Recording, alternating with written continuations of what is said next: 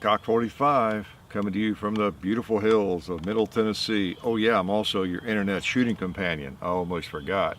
Yes, Tennessee, the home of Dolly Parton, Alvin York, Davy Crockett, and many others. Yes, glad to see you again. I think this is Shooting the Breeze 20. 20 meaningless videos. That's a nice even number, right? So I'll try to be even more meaningless today. No, good to chat with you. Probably be the last Shooting the Breeze, this sort of thing, until next year, 2017. So let's enjoy 2016 while we can.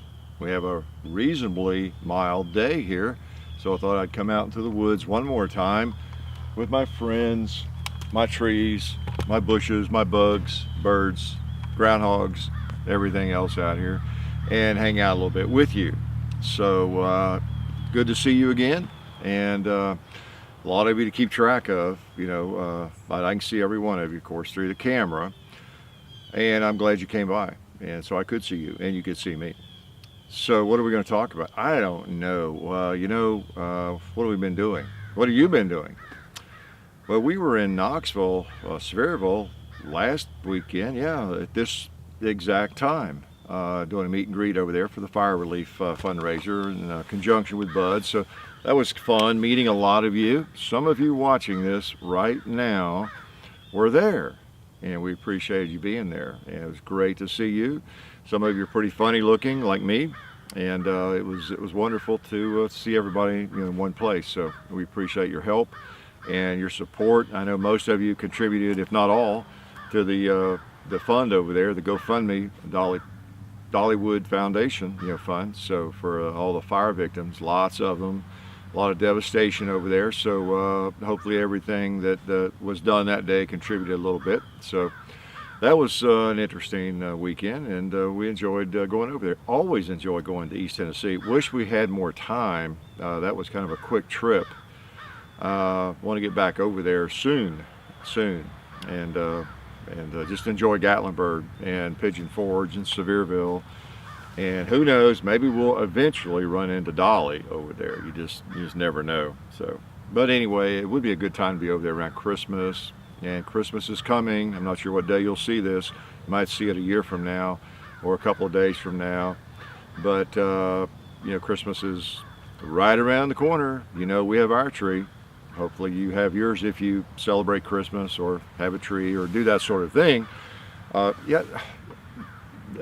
There's nothing worse than people that foist their holidays or their celebrations upon people who don't care anything about them. So, I'm not going to do that. But Christmas was a tradition in my house, just growing up, and just always was.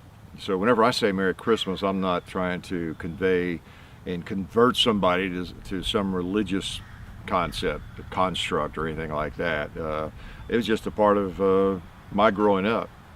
I won't say it was like Halloween. That would offend a lot of people, right? Christmas is like Halloween. Now that would offend a lot of very religious people, so I don't want to do that. But there are a lot of stories about the origins of Halloween, and that gets a lot of people all stirred up. It's the same deal in a lot of ways, though. There are some similarities there. So many people, millions and millions of people celebrate, observe, whatever word you want to use, Halloween, because it's a fun holiday, just like Christmas. Everybody gets in kind of a better mood, it seems, most people, and give each other gifts, and I don't know, it's just kind of a neat time of the year. So I know a lot of people get offended, but I'm sorry. It's just part of my tradition. So I still observe and say Merry Christmas to people, and I'm not trying to convert them to some religion. So be it. And I think most people are like that. So if you're really thin-skinned, try to keep that in mind. Because I know there are people that get really on a high horse, about Christmas and everything, but most people don't. But it's a great time of year, and hopefully you're having some fun with whatever celebration that you are observing and participating in, that kind of thing. So great time of year. I don't know what else I was going to, one thing I ought to talk a little bit about. I still get so many questions about which gun would be best for me, and sometimes long messages on Facebook about, or even anywhere, YouTube or anywhere, about this long convoluted story about, well, I had this XD 40 and I traded it for this and that, and I'm trying looking at this gun, and what do you think? You think this gun is good for me, or this gun is better? I wish I could communicate to everybody on the planet who might ever watch one of our videos, and just, I'm not sure what that message would be. It'd be something like, as I've said before, well, first of all, I appreciate your thinking that I have credibility and could actually recommend a gun to you, and you would actually take that recommendation. I appreciate, I'm flattered by that that confidence you have in me, and that credibility that you think I have, or whatever. So I appreciate that. But still, for about the 900th time, I'm not going to tell you what gun to buy. I'm not even going to recommend. I'll just tell you what I like. And that's why we do the videos, go through a lot of different firearms and kind of give you the pros and cons, and talk about where this one might fit. Is this a pocket gun, and is it reliable? And you see in the video how it does. And I'll talk about how XYZ firearm is more of a waist belt gun, easily concealed, but still probably a waist gun, a little big for a pot. I try to give you as much insight as I can into that, and with some of my own bias thrown in, of course.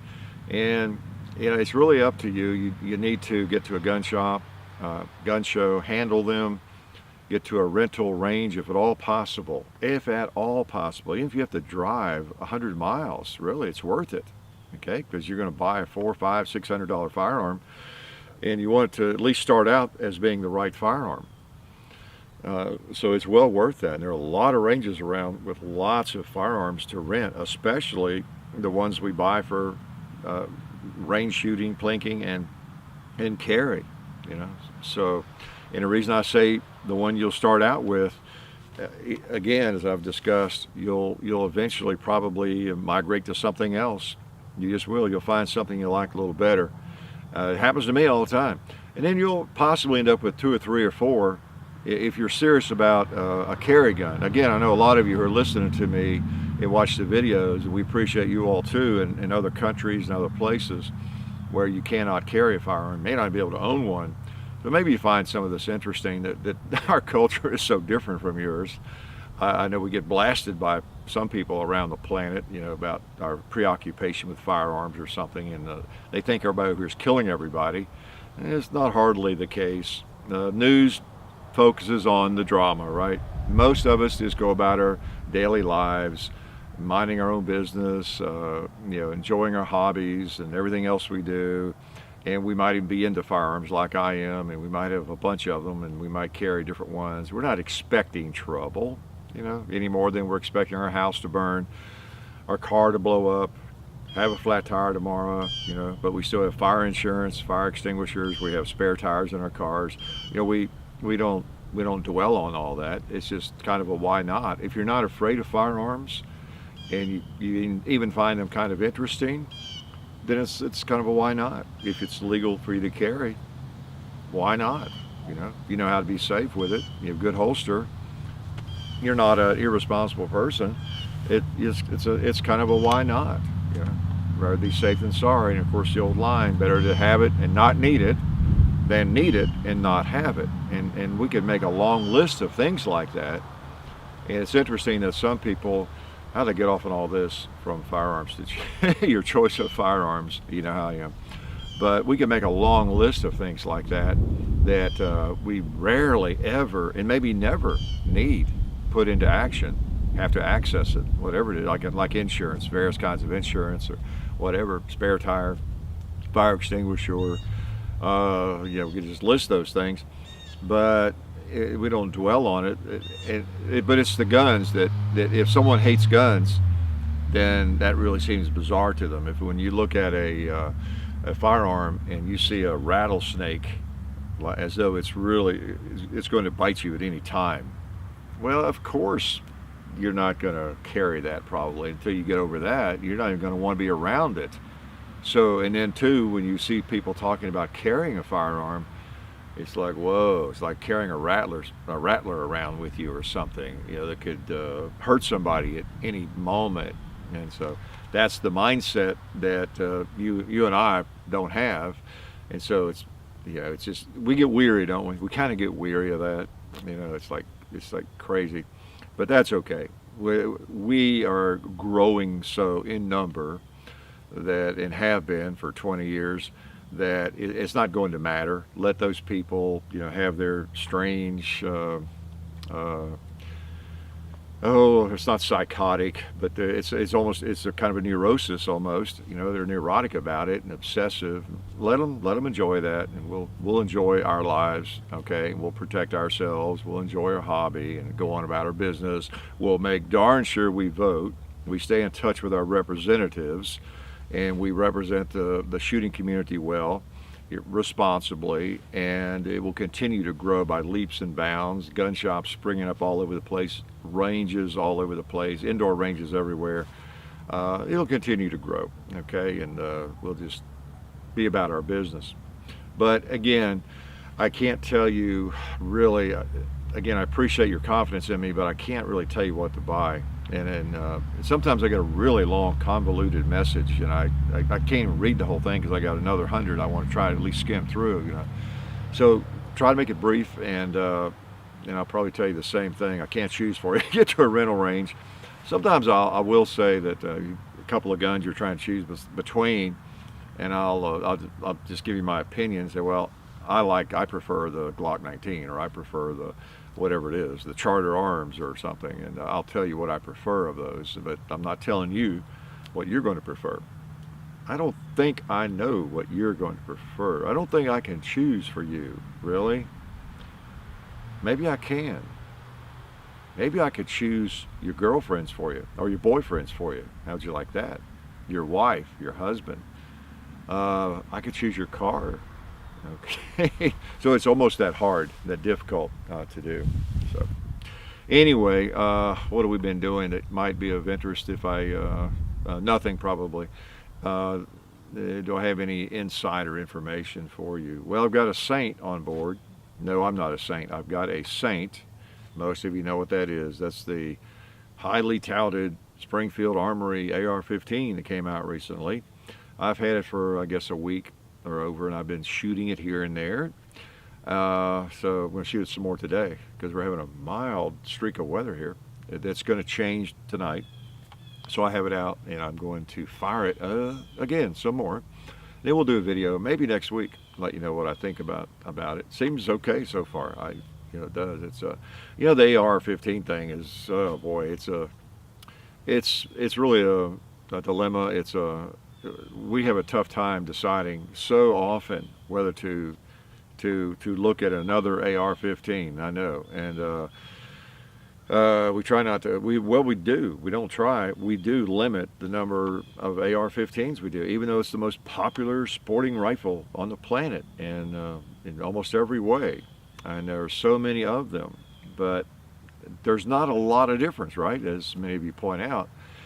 However, the more you know about them, a lot of people who say, oh, if you see one AR, you've seen them all, and there is no difference. Well, they probably don't know much about AR-15s, and probably know even less than I do. Okay. So there is a difference. There are differences, in terms of the metal, the barrel, and how the barrel's made. Is it chromed, hard chromed, melanite? What's just what kind of components does it have? And does it meet mil specs and all that? Is it staked properly? And how's it look? Even sometimes, some of them actually look a little better than others, even in the same old finish. So the differences are kind of subtle. They are.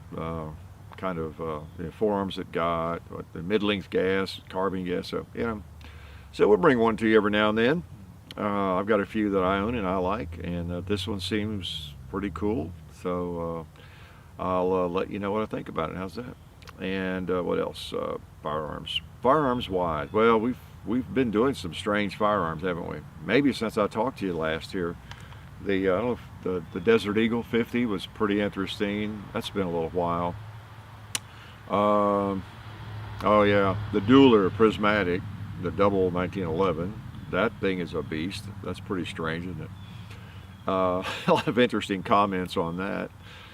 And again, it's interesting people are making things like that, I guess. That's probably something I would not care to own. even if it were a half or a third the price.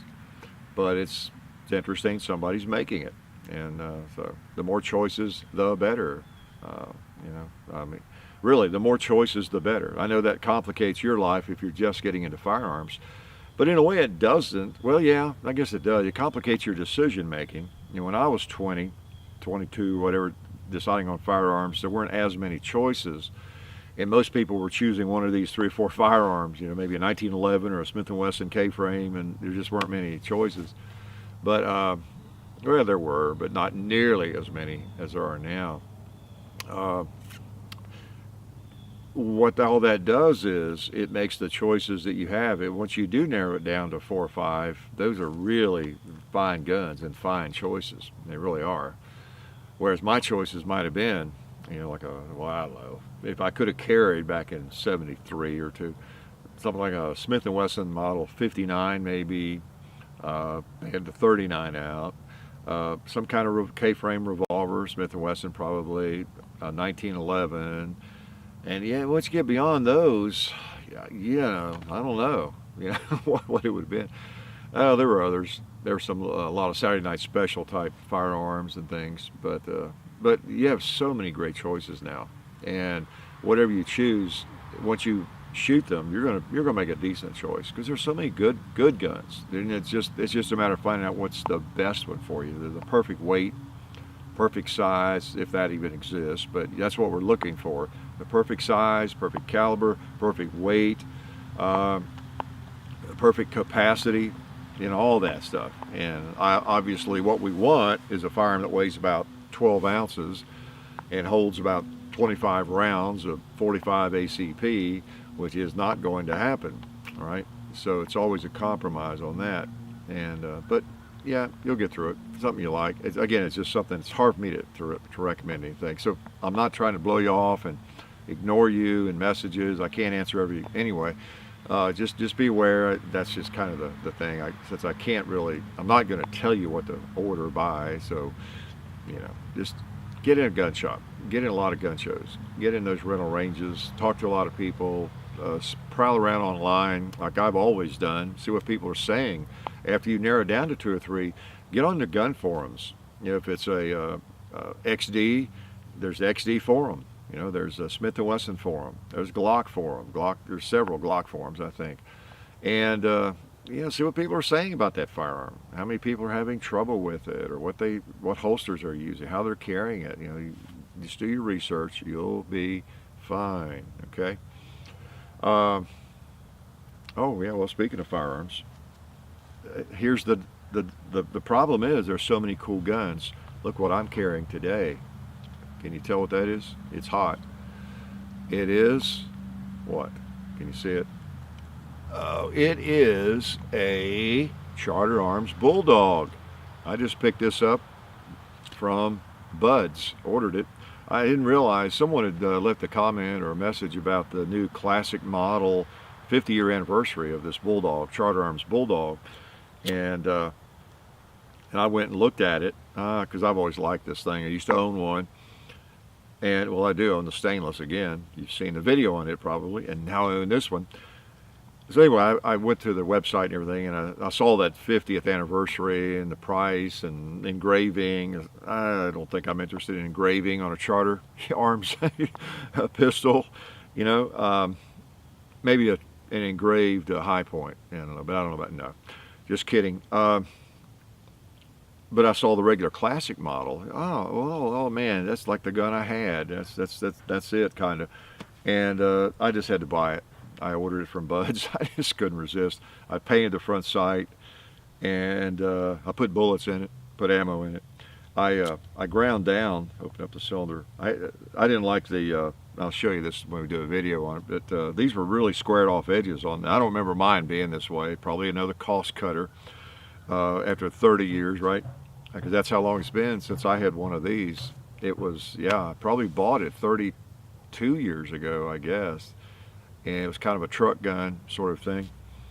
I had a little near incident one night downtown, bad side of Nashville, and after that I wanted an inexpensive firearm to keep in the glove box which was sort of legal, but not entirely at the time. And but I could lock the glove box on that old Volvo I had at the time, and this was $200 I remember at the time back then. And so I just took that chance. I was willing to risk it. Even I think at that time it was a $50 fine, misdemeanor kind of thing if you had a gun in your car that loaded or something. So I was willing to take that chance. After the little, I'll tell you about that incident sometime. It wasn't a shootout. Well, I didn't have a gun or anything like that. But I've always liked this thing. I like the 44 Special, and I like the weight and the size of this thing. It's not a Smith & Wesson, you know. It's not even a Taurus. It's but I don't know. They seem reliable, and they're just the perfect size. You know, Smith & Wesson came out with that model several years back. Oh man, I can never remember, 696 or something. Some of you would know it. It's the 44 Special that came out, 5-shot 44 Special, and it didn't last but 5 or 6 years, I guess. So now it's really collectible. It's got a full underlug. It's kind of a L frame and everything. Nice little 44 Special, but I bet it weighs maybe almost, well, not twice as much as this, but probably 50% again. And that's the beauty of this thing. That kicks a little bit, but I don't imagine there's another firearm as light as this is that shoots as big a bullet. 44 Special, and it's just as small as they can make it for those big cartridges, which happen to be that big. That is a big cartridge with a big bullet in it. Okay, people get upset about me calling these things bullets, as I do sometimes, mostly joking around or as slang, but sometimes people get a little too hung up on that, right? Just like calling this a gun, or some rifle I'm looking at a gun. There are people who have a hard time with that. And I think it must be mostly military guys, gals that have been taught that business about it. It's a rifle, it's not a gun. It's a rifle, it's not a gun. Well, I'm sorry. Your drill instructor, whoever it was that ingrained that in you, they're all guns. And then this happens to be what kind of gun? A revolver. And the Saint I was just talking about, it's a gun. What kind of gun? A rifle. My Garand is a gun. So is my M14, M1A. But it's a specific type of gun, a rifle. So that's my little soapbox on that. But anyway, here I am carrying this thing for a few days, just kind of get used to it. Been shooting it some, and yeah. A little bit ironic, I guess, some of the great guns I have and carry guns, but I like that too. So I don't switch around too much, and when I do, for a carry gun, my main criteria is that it must be a pull and shoot firearm. Okay. I'm not going to be, you're not going to see me switching around between a 1911 one day and then this the next and that sort of thing. I might vary it a little bit though, as long as everything I carry is the same. Like if everything I carried had a thumb safety, you know, that'd be fine, whatever kind of firearm it is. Or if everything I carry is a pull and shoot, you know, just pull it out, pull the trigger, just like a Glock or this, or, you know, anything, most revolvers. So that's kind of the way I look at it. And what else? I don't want to keep you all too long today. Like I said, probably won't talk to you until after Christmas, the New Year, at least like this, unless maybe it's with John on the Gun Culture radio show or something. Oh, I know one thing we've got, speaking of that, reminded me, we're on my phone, we're currently looking, after all these years, whatever, 8 or 9 years, and many of you messaging us and telling us, you need to get some merch, you need to get a hat, you need to get a shirt, t-shirt, when are you going to have t-shirts, when are you going to have a hat? We're finally going to do that. We thought we'd get right on that, you know, and so, you know, after 8 years, we got right on that. But sometime early in 2017, like maybe in January, I don't know. But we will we'll have some of that available. Okay, just a hat and a shirt, maybe a cozy or drink cozy or something. That we've got our logo, we got everything you know, protected. We got the Hickok 45, you know, trademarked and all that, and we've got logos kind of now. And so we're going to put that on a hat and on a shirt. You know, if you really want to wear that or just own it, you know, those will be available. And of course, again, we appreciate the support. We're not going to be hucksters and hawking, you know, merch all the time and that sort of thing. But we have had so many requests for so long, and it'll be available probably January, maybe February. I don't know, but we'll let you know. What else? Well, mainly I just want to thank everybody. Everybody that helped us this year. It's been another good year. We've had lots of interesting firearms, lots that maybe you didn't even think were that interesting, but somebody did, and maybe it's just me. You know, you are at the mercy of my preferences to some extent, right? I mean, you really are, not to be a cavalier or arrogant about that, but from the very beginning, you guys were at the mercy of what I happen to own, and then occasionally we would borrow a firearm, and so you have been kind of at the mercy. You've been the victims of my preferences. You know, the firearms I had, you know, the Garand or the revolvers that I had, the 44 mags and 357s and the 870s and the Mossberg, the shotguns I had that I preferred. And through the process, I've learned to like a lot of other firearms just from people lending them to us, or just getting them in from buds, you know, for a video, and then sending them back some firearms that we had requested so many times. And oh, that's a cool gun. And I can't tell you how many I have purchased just because of being exposed to them. You know, whether it's a Swedish Mauser or whatever it is that I just fell in love with, or a Krag or anything. Maybe somebody lent us a firearm and did a video, and whoa, this is so cool. Where have I been all my life? Where's this gun been all my life, you know? But anyway, we've had lots of firearms out there. We have lots yet to do, and we've got some videos in the can because the weather is going to go downhill from here on out, no doubt about it, in January and February.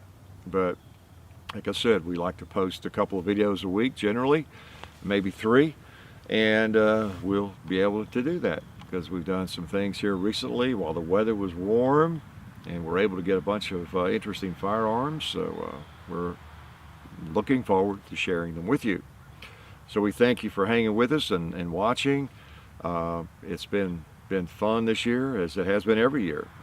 We thoroughly enjoy what we're doing, and we occasionally meet you guys out when we're out and around, and it's good to see you, good to meet you. We appreciate what the people who help us with firearm, you know, Buds and SDI with Federal Premium, Elks Outdoors, the gun shop in Pleasant View takes in the firearms for me, and just we appreciate all you folks that help us, and we especially encourage you to help the people that help us. So that's really great. So I guess I won't keep you much longer. Well, you know, I was going to tell you about last night. I'm so random, aren't I? I went to a ball game where I used to teach, and I ran into a bunch of students I hadn't seen for a while. It was kind of neat. Some of them were off to college and they'd come back for that game. They're home for the Christmas holidays. And ran into a former student in a cigar club, of all things. So neat. I taught him in 7th grade. Now he was like 32. And we chatted for a long time about some of the old students in his class and other classes. And it's just one of the things about teaching is you're exposed to so many different students. You know, a whole new group every year, and then they move on, and another group comes in. But over that year, you get to know them so well, and it's like losing your children almost. You know, and then they're gone. You know, so it's always neat to see them. And I was in situations in my 2 different teaching incarnations. I taught in middle school most of the time, and I was there long enough, even in my first incarnation as a teacher, for 6 years in the 70s.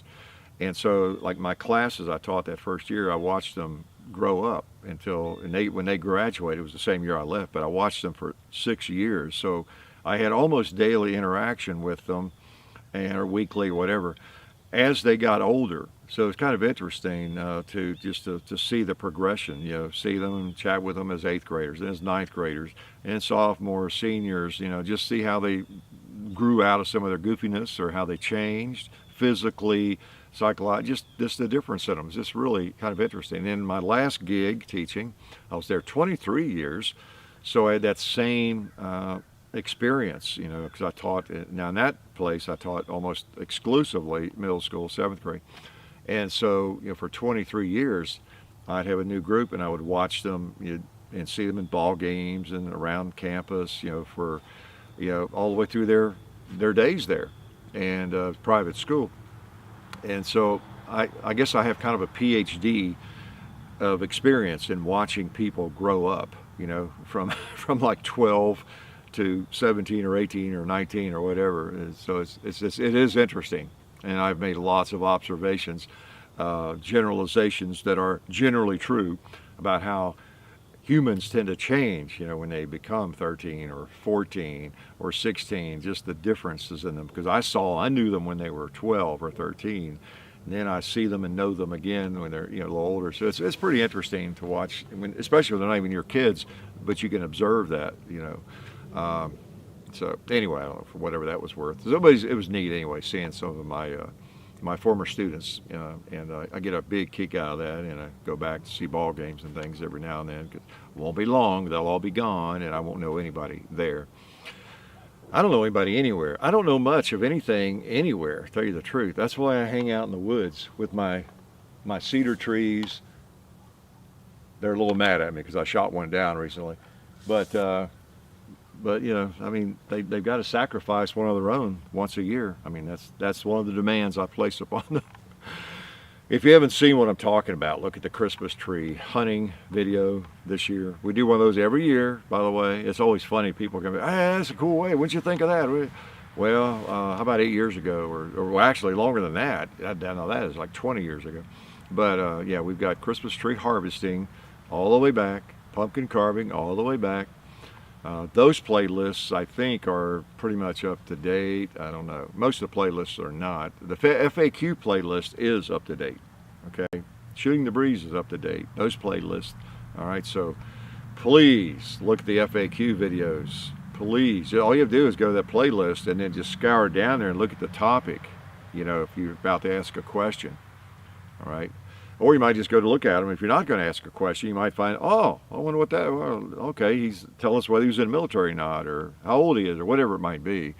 Because that's based on questions I get most often. How's that for a brainy way to title that playlist? Frequently asked questions. That might be it. Maybe the reason so many people don't go to the FAQ videos, they don't know what the heck FAQ stands for. You think? Nah. Yeah, well, maybe. Never know. Anyway, we appreciate you all more than you know, and hope you come back, watch the videos, go to the home-based channel sometimes. It's obvious a lot of people don't go to the home channel just to see like what our most recent video is. I'll run into people, hey, did you post anything this week, or when did you post last? Or okay, hey guy, every 2 or 3 days we post something.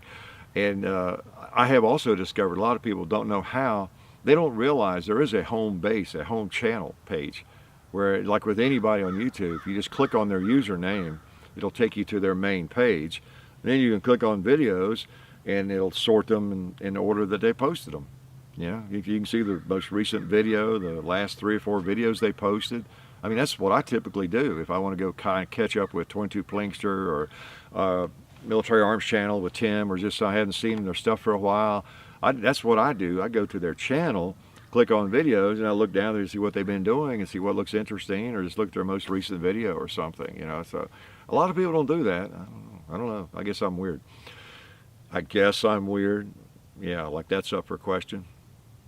Glad you guys came out. Life is good.